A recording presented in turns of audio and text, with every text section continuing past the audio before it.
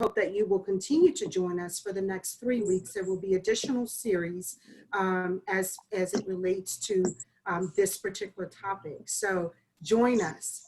There will also be opportunities for questions and answers in the end, and we will try to get to as many questions as we possibly can. But at this time, I would like to introduce not only my partner, but I would have to say my very dear friend, Dell Davis. We have been friends for more than 30 years now, and he is also a partner of mine in a business that we run together. So without further ado, the best moderator that we will have for this panel, wow. who will be able to direct this discussion for us. Super excited. Sit back and listen, guys. We're ready to talk. Oh, wow. Thank you, Darlene. Thank you for that introduction. That's a lot of pressure there. Also, thanks to Sarah for bringing forth your platform for this really critical conversation. I want to jump into it and want to really start off by introducing the panelists. We have Ed Fields, who's a chief strategist for the city of Birmingham. Hello, Ed. Peace. We have J.W. Carpenter, J.W. Carpenter. He's the director of Birmingham Ed Foundation. Hello, J.W. Hey, guys. We have Zebby Carney with us. He's a business owner, restaurateur here locally in Birmingham, owner of Eugene's Hot Chicken. How you doing, Zebby? Hello, everyone. I'm good. Chris, and last but not least, we have Chris Nani. He's the CEO and president of the Community Foundation for Greater Birmingham. Hello, Chris. Hello, good to be here. Good. So jumping right in, for those who, unlike Darlene, who doesn't know me, I'm pretty much known for being amongst my friends as being somewhat of a, peacemaker or diplomat, if you will. But today I want to help navigate this conversation, which is a very critical conversation, and which really we have to be honest. It needs to be an honest conversation. It also needs to, at times, perhaps be uncomfortable. And so, with that, I want to say this conversation calls for people of high character and integrity, really intellectual honesty, like the gentleman that we have assembled here for this panel. So jumping right in, I want to say also that, as a form of point of organization of this conversation, as we put four corners around it, I would love to this conversation to be based in divine wisdom, right? Which is pure and peaceable. It's also gentle. It's open to reason, and it's full of mercy, and is also impartial. So we want to have a conversation that's full of divine wisdom, and it really gets us to a point of action and things that we can do to help move the needle, if you will, in terms of race relations, in terms of equity, and the things that will move our city forward. So we'll jump right in with one of our first questions is, quite frankly, is simple. It's like, why do we need to have this conversation? And why do each one of you, and I want to start with you, Ed, why do each one of you take a minute or whatever to tell us and the audience, why do you think we need to have this conversation, and why is it so important? Sure. Well, thank you very much, Dale. I appreciate that. That's a very, very well said and well stated way of thinking about the conversation that we need to have and continue having. So I just want to give a quick thank you to you and to Darlene and to Sarah for being proactive and leading in this space and using your platform to advance the city. So thank you all for that. I have a few thoughts about why we need to have this conversation. I'm actually interested in hearing what other people have to say, but let me just give you a perspective. The last couple of weeks in particular have been very challenging for us as a city. I would say challenging to us as a person, no matter where we are in our spectrum and understanding of issues of race and equity. All of us have been pushed. So let me share just a couple of reasons why I think we need to have the conversation and have it right now. Perhaps there's one compelling reason. I want everybody to just take a moment and think about some of the most consequential relationships that you've ever had. Perhaps they have been with a spouse or partner for some time. Maybe they've been with a business partner, friends you've known for 30 years or more. Or perhaps they've been with your faith walk, with your organization or your leader. I want you to think about the nature of those relationships and how they started, the exciting courtship, the beginner's mind where you started to understand one another, how you spent time exploring, not assuming, how you actually worked and put energy into the relationship, and how eventually it morphed into something that became more comfortable, like an old shoe. It became more settled. You begin to not only enjoy, but actually really rock with it. Like you really were getting into a groove. And then at some point in any one of the long-term relationships that you have enjoyed in your life, you got to a point where you or perhaps your partner got a little comfortable. Maybe you got very laxed. Maybe you took some things for granted. Maybe you rested on some laurels. Birmingham will be 150 years old next year. That's probably old enough to have been through some things, to understand who we are as a community, to have had challenges and overcome them and be jubilant about that, to be enchanted by a magic city. And then at some point to come to a place where we stop investing in the relationship. Perhaps we rested on some laurels a little bit long. My personal experience has been last year, the Angela Davis debacle that took place, where there was an honor put forth and then retracted. And many of us saw the fallout, but I was right there for the journey, and I could document that. But the most substantial thing I can share with you about that experience and why it still matters now is because we had our best and brightest attached to an organization that had the biggest, most conspicuous tie to Birmingham's legacy. And as a total community, not just as an organization, but as a total community, it became evident to me that what we claim as a living legacy maybe isn't living well enough. Perhaps there's just been a few people that have kept Birmingham's legacy on life support, but for a few people. And the rest of us perhaps have been assuming that the conversations and the activities have been stewarded well, funded, supported, invested in with our creative imaginations. I would say that we haven't done that. I would say that we need to have a conversation, much like a serious sit down on a couch with a loved one, about where we are and where we really want to be. And if we're not sure about where we really want to be, or sure about our fidelity and commitment to the relationship, then maybe we need to rethink things altogether. We are at a place right now of a new beginning. I call it a refounding of Birmingham. We are those new founders. So it's appropriate that we have some people here on the line that are entrepreneurs, that are creatives, that are effectively rethinking everything about our approach to everything that we ever said that we believe in as a city.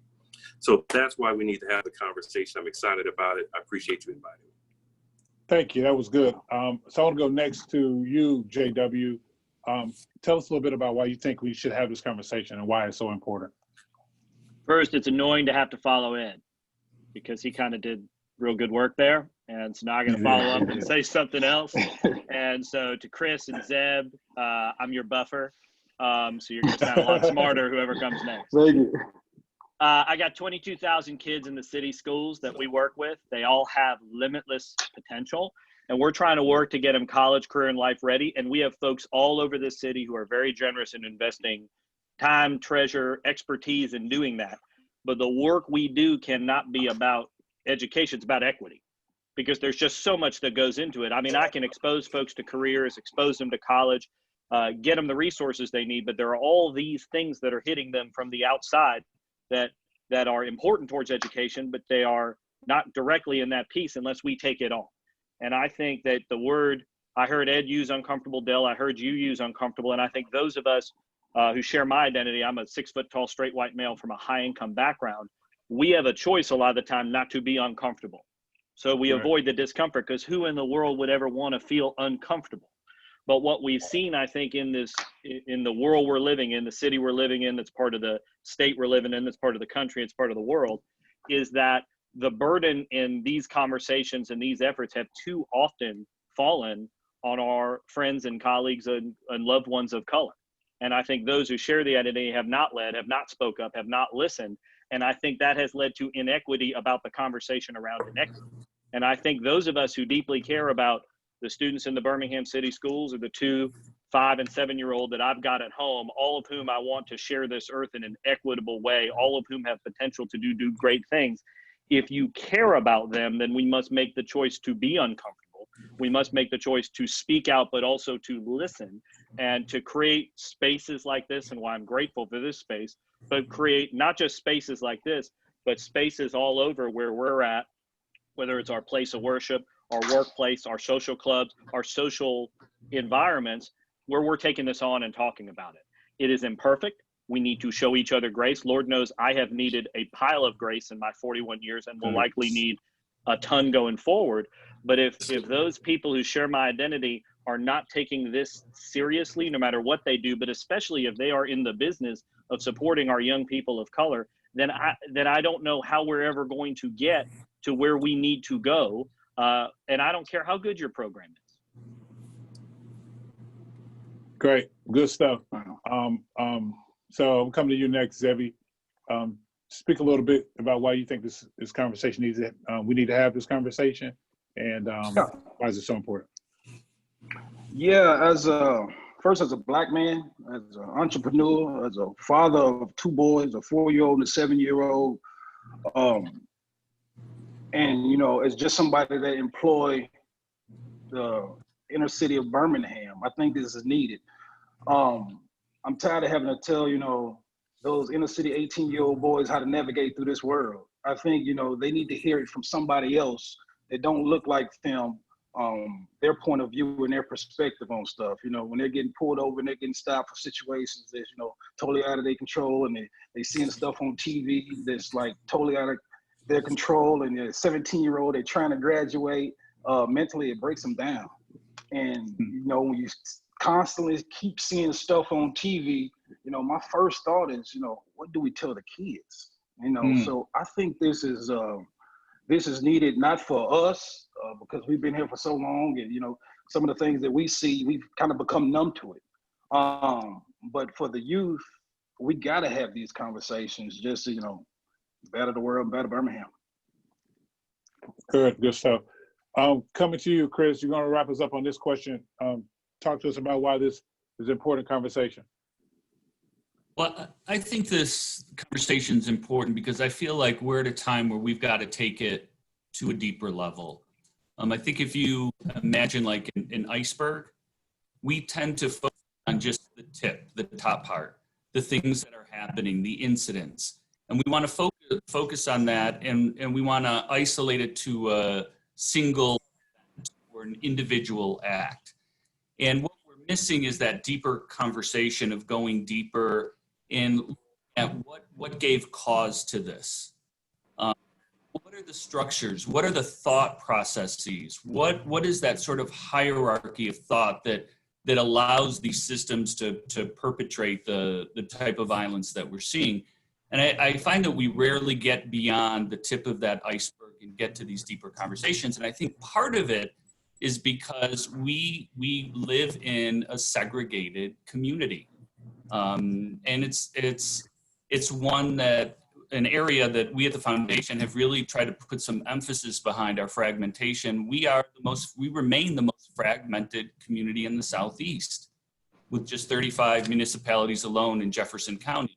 What that does is it allows us to live in our little bubbles and not interact with one another. Brian Stevenson calls proximity, or having a relationship. And I think it's until we interact and have relationship and really enter into each other's lives in a meaningful way that we can address these problems collectively. Because I think, is both Ed and JW, everybody's said, there's a tendency as a person, a white person, part of our privilege is to not have to enter into these conversations if we don't want to. That's a part of it, whereas minorities don't have that luxury. And this is going to be something that we all have to. We can't point this problem in one direction. We've got to all be a part of that solution. And I think, to be honest, people like myself have been absent from both the conversation and the solution, and we need to be part of it.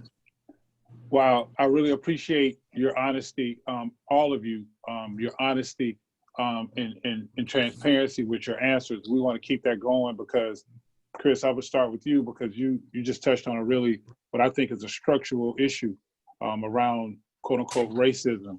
And it goes to our next question in terms of where, how do we define who we are and how do we get here? The structure that you see, what do you see structurally, institutionally that has us in this moment in terms of the cycles of things that have happened over the years, like Ed was speaking to. Speak a little bit to your understanding of what that structural racism, if you will, looks like. Well, I would say, we're part of a cohort right now. We've been for the past 6 months with 3 other foundations that are taking a deeper look at these issues of equity and inclusion, both as an organization internally and then externally with how we invest in the community. One of the most powerful things we did was we did a timeline of our community. And when you have it kind of laid out there, it's pretty dramatic how over time there's been a consistent thread from, if you go from slavery to convict leasing to Jim Crow to mass incarceration, there's a constant thread that weaves that all together. And then it's reflected in our laws. So one of the things that was completely, I'm not only from here, but was revealing to me is we have times there, you don't have to mention race at all. But if you have a law in the 1950s that does not allow state dollars to go to public transportation, we're going to only fund roads and bridges. Well, there's a consequence to that. Absolutely. So we're now one of 4 states that doesn't allow public funding statewide for public transportation. When you have a law in 1973 that says, well, if you have 5,000 residents, municipality, and we've got 35 of them just in Jefferson County, you can form your own school district. You don't have to say anything about race, but what does that do? That provides these little bubbles where people isolate and we don't have that interaction. So it becomes thought processes over time into the structures and the laws. And it's very, very difficult. So I didn't create racism, but I'm a beneficiary of the structures that have been set up over time. And I think part of it, what I challenge myself in, is really trying to look at and recognize how I am benefiting from the systems the way they are and how others are not. And I think the last thing I'll just end with is I think there's a tendency to blame systems that aren't where we create systems. So if you look at what AW has to deal with, it's a system that is 90+% free reduced. We created a system where we pulled all the resources out of it, and then we point a finger and blame that system as if they just don't care enough or they don't. And we're part of the problem. And so I think reading history with an honest lens is critical to have conversations. And I think we're at that point of willingness to do that. I appreciate that answer. That really, you helped me out do my job, because I'm coming to you, JW, next, because I think one of the critical issues that permeates this community and many others like it is our education systems. And Chris just did a good job of really laying out the structures that are set up, the laws that help allow smaller communities to create their own independent school systems. Talk a little bit more, if you will, about not only how that structure is, but what are the impacts you see in your work that really could be contributed to, I should say, institutional racism, if you will. Yeah, I mean, so I am far from the expert on anything you just asked me about, but I'm going to do my best. What I'll say is, I think when we talk about privilege, I think it's important to say a couple things. When I talk about privilege, it's not about me having privilege and being better than anyone who doesn't have it. That's not what this is about. It is about having opportunities because of my privilege that other people don't have. I mean, the main difference between me and many of the students I work with is not ability, it is margin for error. Mine is wide and theirs is thin. And that to me is what we're pushing up against. I think you see it in the 1901 Constitution. You see it in the way we have to amend the Constitution if we want to raise our millage rate over a certain amount. If we don't have home rule in Birmingham. We are just limited in that ability. And, we have many different school districts in Jefferson County, and we have, our government is balkanized. It just makes decision-making processes much more difficult. And a lot of times those resources don't end up in our city schools. Now, I don't want to pretend that other counties or other cities around the country that have less balkanization are somehow doing better than we are, because they have their own challenges. But I think what I see, and you could trace institutional racism back to slavery, all the way to convict labor, to Jim Crow, to redlining, to reverse redlining, to all of the different elements that have happened today, is I just see that a lot of our students just don't get some of the same opportunities. They don't get to travel. They don't always get to visit college campuses. They don't always get to do special internships. They often have a bigger individual financial burden, both entering into and leaving school, which limits their choices. And a lot of times, if you look at the leadership, and I speak only in the nonprofit sense, it probably applies broader. If you look at the nonprofit leadership, we have a disproportionate number of people that look like me, as opposed to women and men of color leading in those situations. A lot of times that the same way is true in terms of how funding decisions are made. So I think where you see that institutional racism play out, at least in some of these places, is you don't see folks who share the identity of the communities that we're trying to serve in positions of authority, in positions of power, in positions of influence. And I think it is incumbent, if the theme is if one of the themes is sweep your own porch, it is incumbent upon those of us who are in positions of influence to create and open up doors and opportunities for people who often have a lot more ability and a lot more education, a lot more experience, but haven't gotten those opportunities. And one thing I would challenge myself publicly to do, but challenge those of us who are in influence in whatever way, is to ask you, how have you done that? How have you done it in your own place of business? How have you done it in the community to open up doors, not just for the young folks in the city schools, but for their educators, for their families, for your fellow folks in the nonprofit industry? Beyond that, I think there's huge opportunities when we do that to impact things, if not on a systemic level, to start building up resources to impact it on a systemic level. Great. And I appreciate you did a good job, even though you said you were not an expert. Ed, I'm going to come to you and Zebby, because I want to carry this on just one more step.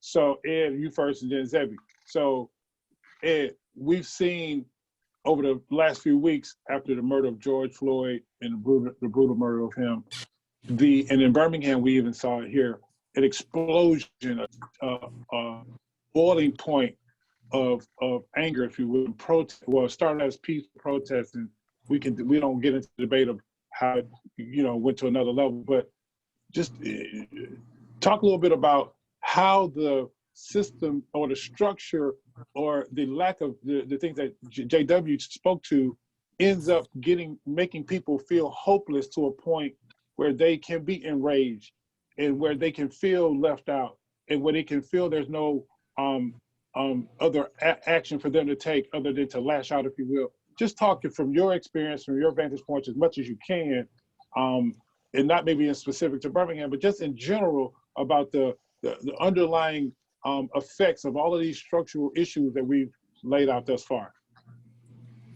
What I appreciate most about the remarks from the panelists here so far is the personal references and lived experiences. The reality is that most people watching this or participating in this conversation are all having their own experiences and bringing those to bear. I don't want y'all to look at this, folks, dispassionately or academically, as if you've got a set of subject matter experts here and then you're over there. The reality is, JW is right. He doesn't know much about anything. However, It's hurtful, Ed.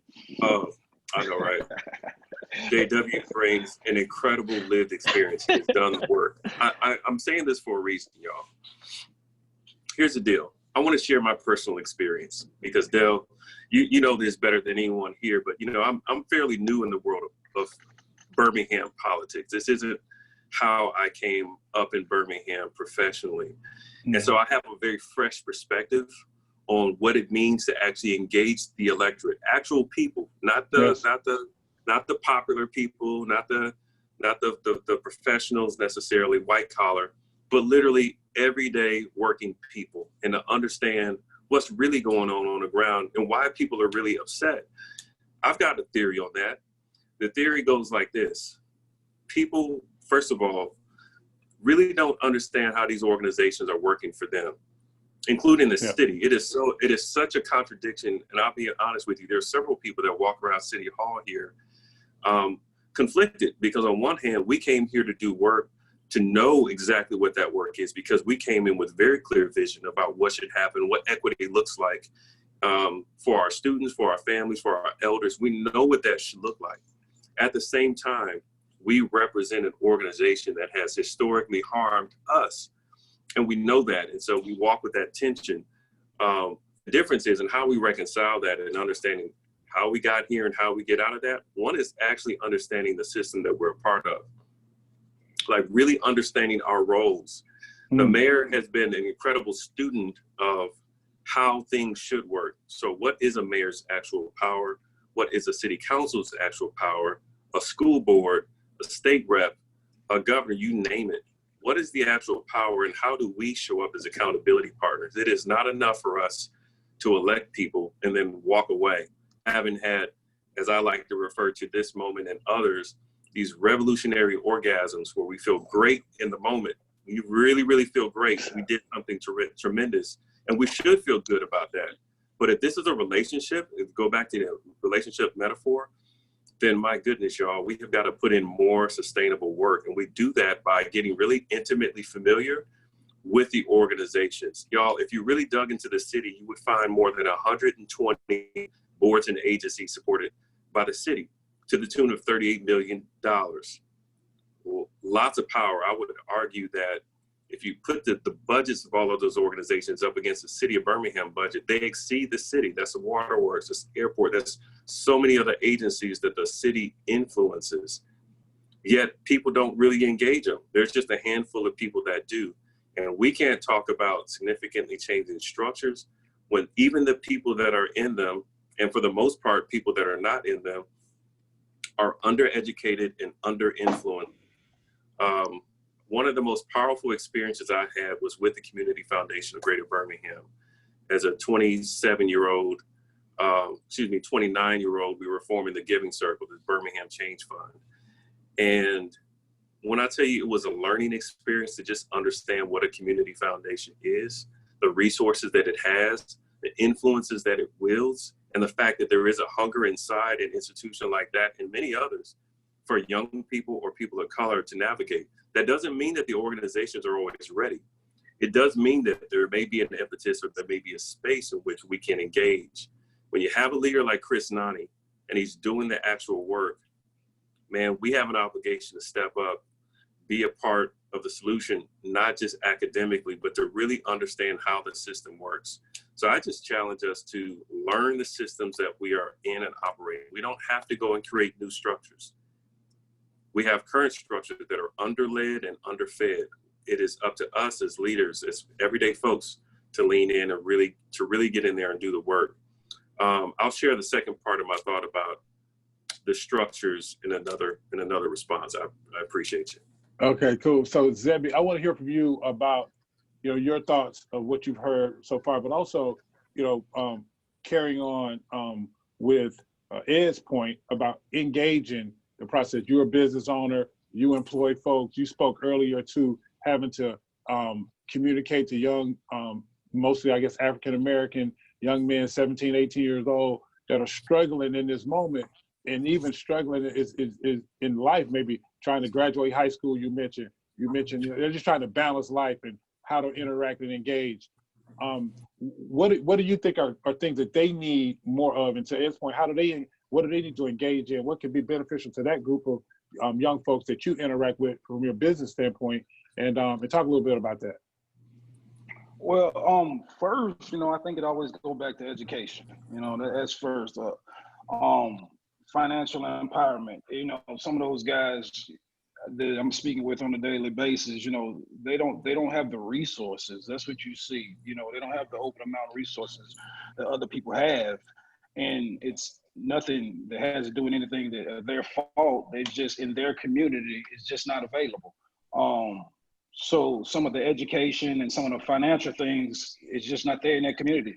So what I find out as a business owner, you know, that employ Birmingham, sometimes I'm having to teach life skills. Like you just gotta dig deep and teach those kids just some things that they just don't know. If I was owning and operating a business in Hoover, I may not have to, you know, go that deep to teach some of the kids the things that they need to know just about life. And that's a challenge with me trying to train a new manager, because I'm Sure. like, well, you might have to tell them this, or you might have to tell them that, and that's just some of the things we have to do. And just as a Black man, you know, I'm always engaging, trying to, you know, keep those kids, you know, on the right path, and you know, give them just different books and just different things, and just take them there, because sometimes people have just wrote them off, you know, as you know, they're going to be in a system. So, I think we just gotta, you know, find those places that just don't have those resources and those food deserts, and just, you know, do everything in our power to just kind of, you know, help them out. Sure. So the people that do have, oh, go ahead.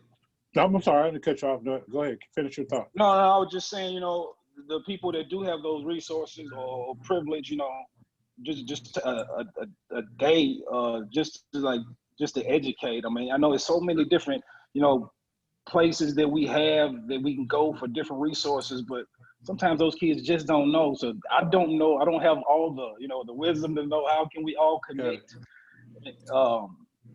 But change need to happen.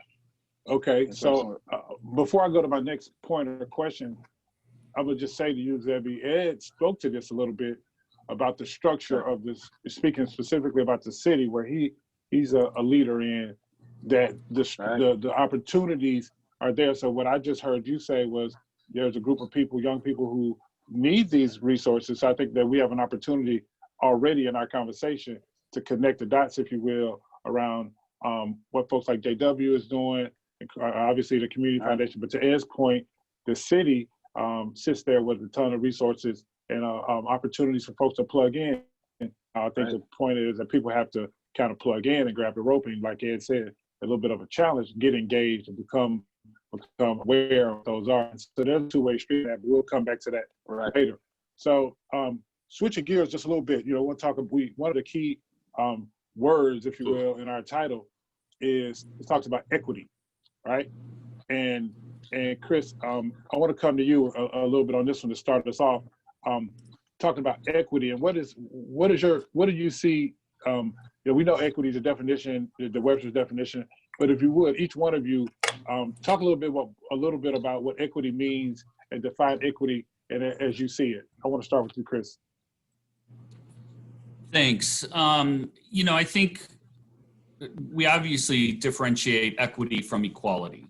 So equality is giving everybody the same thing, and equity is giving people what they need to be successful. And I think historically, in a system, in a country that has been inequitable to certain populations, the Black population primarily, again, it's fed into the systems that we have that benefit some at the disadvantage of others. And so I think the question is then how do we compensate for that? And I don't think that there are easy answers, but it's not a charity type thing. And I think that that's sort of our default, is to say, oh, we've got these poor kids in the inner city, let me give some money to help them out. But it's not really changing their situation. So I think equity goes a step further and is trying to address the issues in those structures that are creating the situations that are perpetuating that poverty. And so it's a complicated issue. I think we can work on a lot of different fronts. I think part of the problem has been, again, when we go back, and you'll hear JW and I talk a lot about the privilege piece, is a lot of times with privilege is you don't really see the inequity. You see it more in those individual cases, like, they just need to try harder. If they worked as hard as I did, they could be where I am. And we're missing the point that if you're not equipping people or putting them in a position to succeed, they're not going to succeed. So I'd love to hear how the others would address that issue. Okay. Zebby, you want to talk a little bit about equity and what you think equity means and what's fair and how do we increase equitable opportunities? I think, what's equity, it's what you get from an investment. And from what I see is we haven't been investing in, I guess, if you look at the mayor's plan, those 99 neighborhoods, they all haven't got the same investment. So you can see,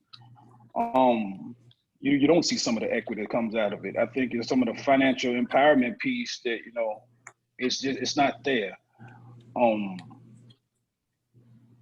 Kids are graduating and not knowing how to, manage their wallet. And that's not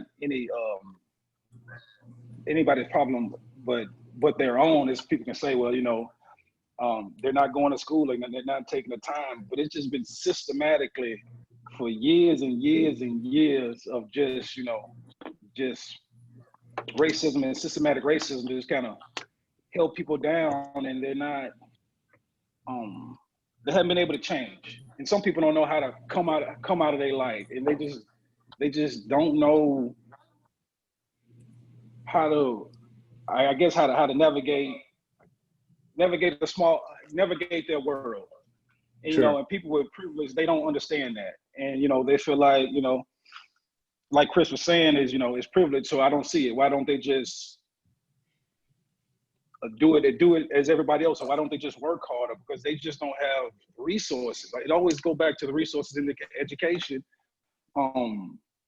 They just don't have a leg up. And I just want people to understand that it's just different from Black and brown people. And they just, in times, they don't have the resources that they really need. I don't have all the answers. I'm just this is good. This is good. That's the first thing that I see is, they don't have the economic empowerment to get to the next level.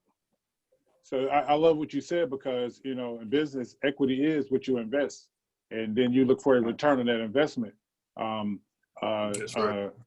And so, Ed, I want you to talk a little bit about investments, and you can talk about it from your position, but also just in general, the effort to create equitable communities and to balance the scales, if you will, and give those communities that have been what we call underserved opportunities to change that course that Brother Xavier just spoke to in terms of historical issues of poor. Go ahead. No, great question. So let me give you 2 points. First is, we're put in the chat box if you know how much the anticipated shortfall for the city of Birmingham is for this next fiscal year. Put it in the chat box. I want to see what y'all come back with.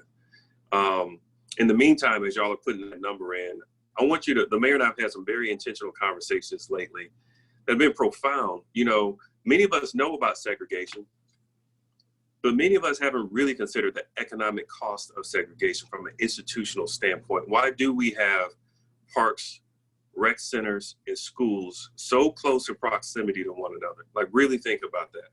Think about the history of Birmingham. But more importantly, I want you to think about, no, 75 million.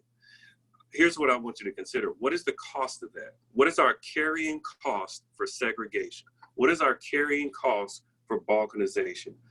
I would tell you that what I used to think about this theoretically, but being down there in the workshop with the finance guys and the mayor and those teams, these are hard decisions, Dale. No, Zebby, you're not going to see all 99 neighborhoods funded at the level they need to be because they're saddled with a bunch of inefficiencies. So we spent the last couple of years understanding those and getting at some of those. So I'm gonna just put that over there as a point that for all of our institutions, if they're not relevant to this market in this moment, then we are invested in the wrong way. And anybody that understands business strategy or investment strategy can appreciate what we're losing. We're losing time. The time value of money is sitting in buildings and structures and programs that are not working for our people today. However, those are our people's programs, buildings, and structures that we've assigned value to, right? So some of the very things that we need to stop doing, many of us will want to hold on to, because that has been our single point of validation that the system sees us, when the reality is we got to earn enough trust to let us repurpose dollars, which is my second point. Put in the chat box if you know how much student debt the residents of Birmingham carry every year on average for the last 5 years. Every year we carry a certain $1 million of student debt as residents in the city of Birmingham. Put that in the chat box. And as y'all are adding that, no, I mean together, not as individuals. I mean literally together as a city. If we had a student loan, how much altogether, like your student loans, everybody's student loans, how much are we carrying? Okay, I see somebody's coming in 25 million. Keep dropping them in there. I'll tell you when I finish. The point is this, the Birmingham Promise, y'all. So we can't do everything all at once. What we can do, that's very, very high leverage. It touches on what Zebby said on education. It touches on financial literacy. It touches on all manner of support that JW and Chris have been investing in. Y'all, we're gonna send every kid that graduated from Birmingham City Schools this year to college for free for 4 years, 2 to 4 years, as long as they attend a public school in the state of Alabama. Now, the answer to the question I asked is $32 to $35 million. $32 to $35 million is what we've carried every year on average, an average of 5 years. That's a total city. I want you to imagine a city where literally no resident in the city of Birmingham has student debt. And you tell me where those dollars go in terms of housing, in terms of jobs, in terms of entrepreneurship, in terms of incredible development. That is part of Mayor Woodford's vision. We are almost there. We've got one whole class that's going to school for free, and a bunch of kids that are getting apprenticeships, getting paid $15 an hour, which, by the way, sounds cool for some of y'all, but for others, that's Big Mama's medication. That's literally what they need for transportation. So I'll stop there and say that we got a lot of baggage that we're carrying that is going to continue to take time to unpack. And at the same time, we have opportunities like Birmingham Promise that's right here, right now. Tremendous research has been done.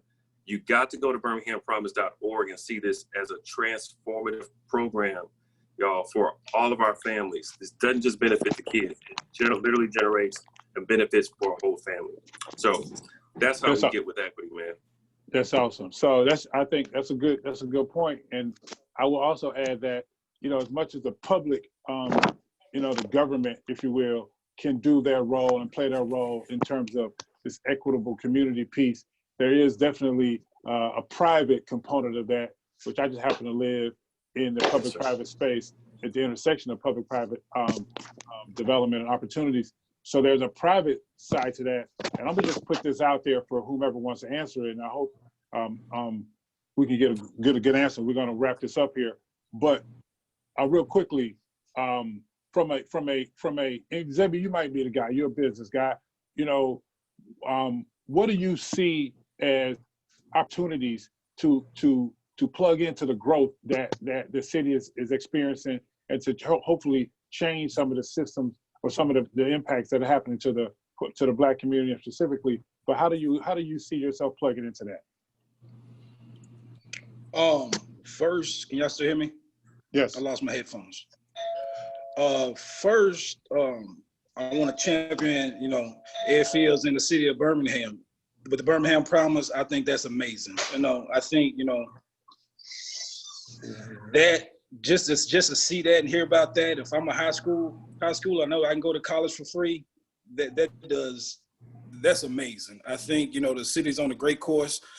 That wasn't around when I was in school, and I think Birmingham is headed down the right path just with that alone. Okay, good. So we're going to get to some question and answers, but I want one more question for the guys. One of my favorite quotes is from a philosopher, Tolstoy. He says, "I sit on a man's back. I sit on a man's back, choking him and making him carry me, and yet assure myself and others that I'm very sorry for him and wish to ease his situation by all possible means. except getting off of his back. So how do we, and this might be for Chris or I'm gonna say Chris, because your community foundation, you put a lot of money to work to help alleviate, bring folks up, if you will. What are some of the gaps or missing links that you see as you in your work to bring resources to communities, underserved communities? Where do we need to be doing more of, if you will? So I'll go back to the issue of fragmentation that we have. Part of the reason why we as a region are not drawing the type of resources we can, both as a region and both in federal dollars, is that we do not have an ability to speak with one voice. With 35 municipalities, the city of Birmingham is the largest. It represents about a third of the county's population. But there was a time in the 2000s, late 90s, early 2000s, where we lost with Senator Shelby. It was, I've seen 50, 60, $70 million with regard to transportation that we could have received if we had gotten on the same page as a region. But our history has been one of competition as opposed to cooperation. And the result of that fragmentation, it's difficult now because economies have become regional in nature. They're not, you don't have a Bessemer economy now. You don't have a Hoover economy. That worked well when we were an industrial region, but it's information technology now, it's regional. And we don't have those structures that bring our voices together to be able to leverage, even attack problems as one. And the result of that, if you talk about equity, is we're starting behind the starting line in comparison to all of these other regions like your Charlottes and your Austins that have more of a regional concept. So I think that's been a serious issue for us that we've been trying to work on, bringing us together to be able to speak with one voice. And that's difficult to do, but I think it's something that underlies a lot of our issues here in our community. So let me just touch that. So you and JW have talked about that a little bit, about the fragmentation. And I just want to say, I'm born and raised here and born in Bessemer, raised in this area, and been somewhat active, I guess, if you will, in the community. One thing I know for a fact, and I want to bring this up as we get to a close, is that we tend to be able to deal with these things in sports. I played football, high school, college, and we see people come together or bring folks in that can play sports, right? We put our arms around athletes, right? But these school systems and cities still want to keep their distance. And in a candid way, how much do you think that's attributed to race? How much do you think that's attributed to the fact that people just don't want their kids rubbing elbows or being in that proximity with kids unlike that, that don't look like them? What does race play in this fragmentation? I can start real quick and then JW can jump in. I think we did a study called Together We Prosper that broke down how we got to be in the situation we're in. And I thought it was purely race. But it actually, a big piece of it is we're one of the only industrial cities in the Southeast. And with industrial cities, your communities spring up around where the resources are. So our history is one of a lot of these different communities coming together, consolidating to form Birmingham. But then you overlay race onto that, and it feeds onto a structure that's already separate, which makes it very, very easy to go off into your own quarters and not interact. So race plays it exacerbates the situation. When we looked at cities that have overcome their fragmentation, like Louisville had over, I think it's 50, 60, 70 municipalities in their region, and they figured out a way of coming together under an umbrella, but being able to maintain their individual identity with those municipalities. So there are ways to do it, but we really have to have the leadership the foresight and to take on some of these tough issues. Otherwise, we're just going to keep repeating and repeating and repeating. Got it. Sounds like Ed may have the answer. Go ahead, JW. So the origins are racial. I mean, back in the day, you know, the reason a lot of these school districts started, or I mean, I don't know the origins of every single school district, but I know a lot of them started because white people didn't want to go to school with black people. And, you know, what happens is that may be your origin story. And then over time, things change. Some of those some of those school districts that started in that way are now maybe some of the more integrated school districts we've got in the state. And some aren't, but then those school districts, even if the origin story is one thing, the school districts take on a whole different, you know, they become an institution that has its own traditions and own pieces. And, you know, I think then people become protective of it for, you know, good reasons to them. You know, it's giving their kids good opportunities. And I think one of the issues and one of the reasons this is so important is, you know, it's hard. I can't crawl inside somebody's head and somebody's heart. Sure. You know, Ain't legislated either. I cannot get in there. But I'd say until we start talking about it, how in the world are we ever going to unpack it? I mean, I find it very difficult to believe that it is just a coincidence that a lot of the outcomes I'm seeing for students, again, that have unbelievable potential, that do the right thing and still are having a hard time finishing that 2-year degree, finishing that 4-year degree. And it's just a coincidence that these are the actual and spiritual descendants of people who we enslaved, people who were convict labor, folks who were denied educational opportunities, business opportunities, who were redlined and reversed redlined. It's just some sort of coincidence? No, this is a legacy. And I will say, we have come so far as a city, and there are so many good things that you can point out. But until such time as we are ensuring every single kid gets a great education, our soul is rendered. Our soul is rendered. And I think too much of the time we see this as some sort of sacrifice to acknowledge it, Sure. or to create more opportunities. When I think of equity, I think it's giving more to people that need it. And I would say that, you know, just we have a scarcity mindset. You know, if we can figure out how to create some more resources or just give more resources to some folks that really need it, I think we will find progress. We will find joy. We will find joy not just in the success of folks that aren't us, but in the success and joy we find in how our families and how our communities get better. And so I just feel like I do feel like we have to have this discussion, acknowledge it, but the discussion gets exhausting. What are the specific actions we're taking? And micro, macro, what can we do right now today? What can we do next week? What can we do next month? What can we do for the next 5 or 10 years? And so that's what we're thinking about. And I am a deeply imperfect person to talk about this and also lead this. And I'm fortunate to be surrounded by so many colleagues and friends who share my identity and don't share my identity, who help guide me and show me grace and also give me feedback when I need it. And two things I'd say before I'm done. One is, I know this is gonna be a series of conversations, but it would be remiss for me to say, I have to say this, we too often ignore our women of color. We do not listen to them in our workplace. We do not listen to them in this community. We must listen to our women of color. We must elevate their voices. I'm excited about this series because I'm sure that is going to happen.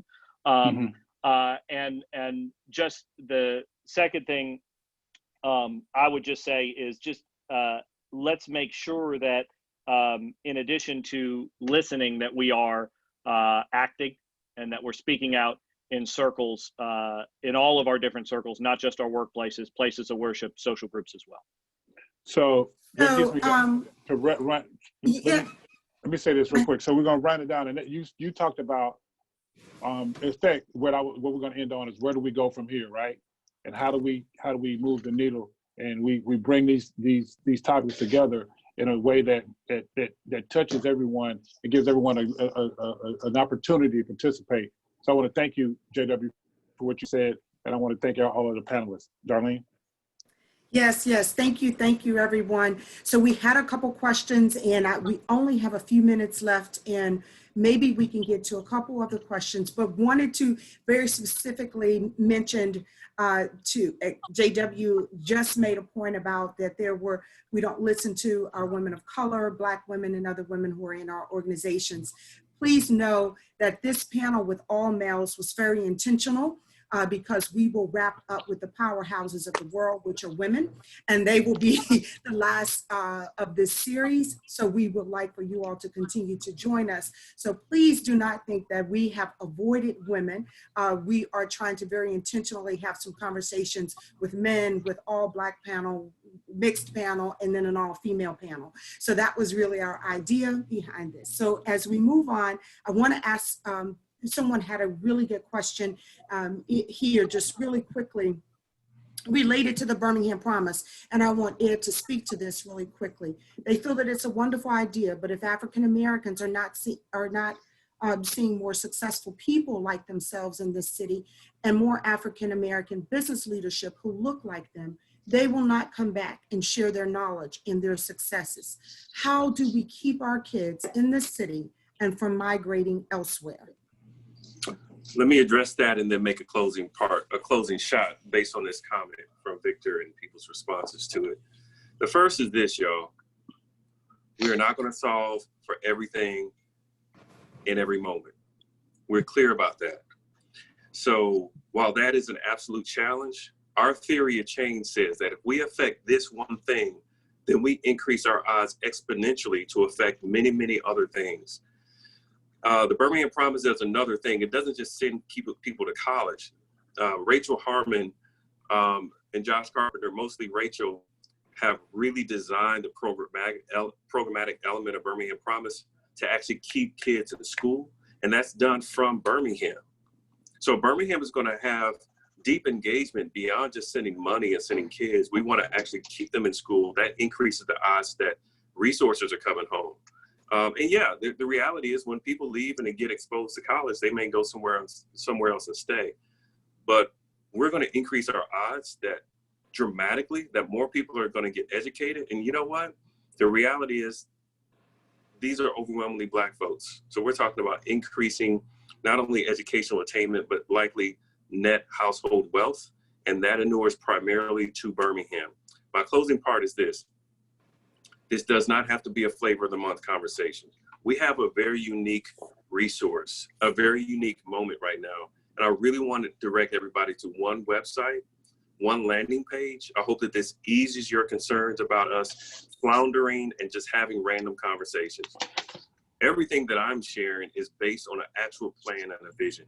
So I want to share a quote, much like Dale did, to leave you with, and then leave you with the website. The quote's by the Japanese poet, Matsuo Basho. He said that we should not seek to imitate the masters, but rather seek what they sought. All right. That means that we're not trying to be like our elders. We're trying to seek what they sought. This doesn't mean this is not that we're not our ancestors conversation. It is not that. We are our ancestors. But what I am saying is, instead of us trying to replicate models of the past, replicate programs of the past, that we should be aspiring to those things in a creative, imaginative, and courageous way. That is precisely what we are doing in this moment, including everybody on this call.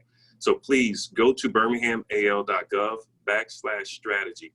The thing about what we're doing at City Hall is we can't create everything out of City Hall. We're not trying to. We're not going to be here long enough to do everything. We know that. This is a moment in time. This is a North Star. This is research-based. This is informed by people in the public. And this is being monitored, tracked to a specific end by my office. So this doesn't have to be flavor of the month. We have what we need right here, right now, and we're tracking it to an end. If you ever want to know what we're doing at the city, please reach me on LinkedIn or ed.fields@birminghamal.gov. Thank you. Thank you, Brother Ed. Thank you. Yes, thank you so much for that. I want to have just a moment for one more question, and then we're going to close. As we spoke in the title of this session, it was the path forward. So if Chris, if you can speak to this just very quickly for us, is this a moment, or is this a movement in the wake of the George Floyd murder? Well, I think it's both. And I think for it to be a movement is we've got to capitalize on this sort of short window that we have. Otherwise, I think it'll be more frustrating to people if we don't capitalize on this. So I do think there's a moment of time to make this.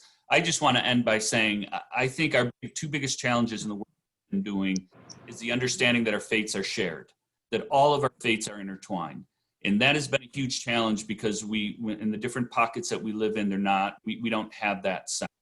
And then the second, trust, building trust. There's so much mistrust among races, municipalities, and those are the two things that I think are holding us back. And I think we overcome them through meaningful relationship. So I think there is hope, but we do have to capitalize on this moment. So Sarah, if we'll just wrap it up at this moment, I would just like to say a very big thank you, Dale. Thank you so much for your attention to the detail of your questions and really guiding our conversation this afternoon with our wonderful panel. To Zebby Corning, to Ed Fields, to Chris Nani, to J.W. Carpenter, we couldn't be more grateful for your insight this afternoon. We know that this conversation will continue for all of us. For me, this is a movement. This is a time that we must have now, and it is a time for us to implement and make a change now and forever for all of us, so that the world will be a better place, more just, and so that liberty and equality is for all. So again, I thank you, and I appreciate you, Sarah. We appreciate the platform that Birmingham Speaks offers to our community today, especially at a time when we need this conversation the most. I am. Week.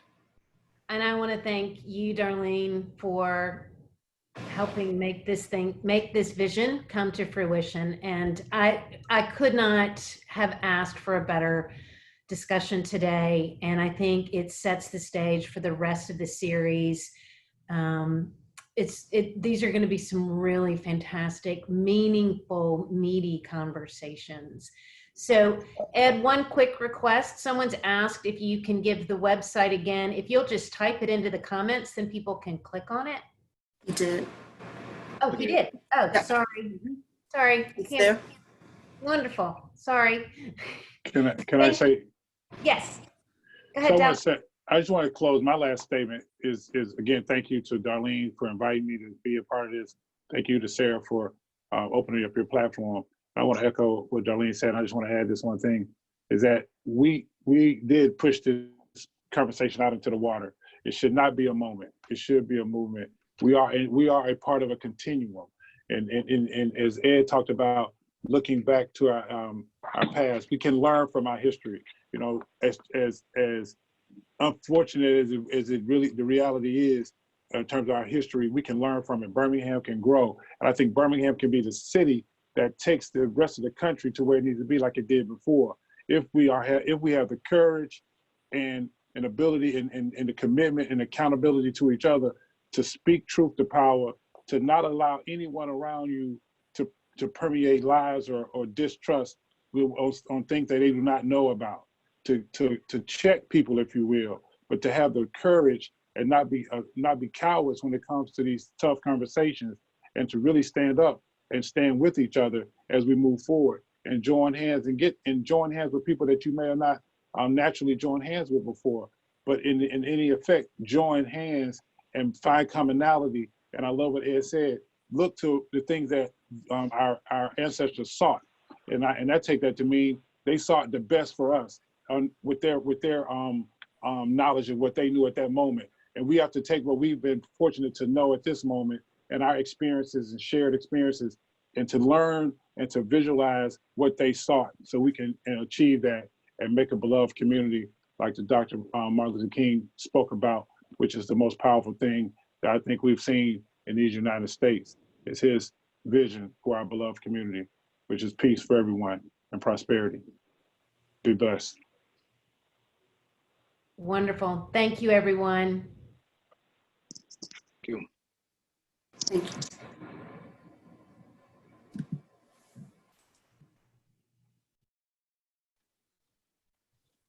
Thank you all. Have a good night.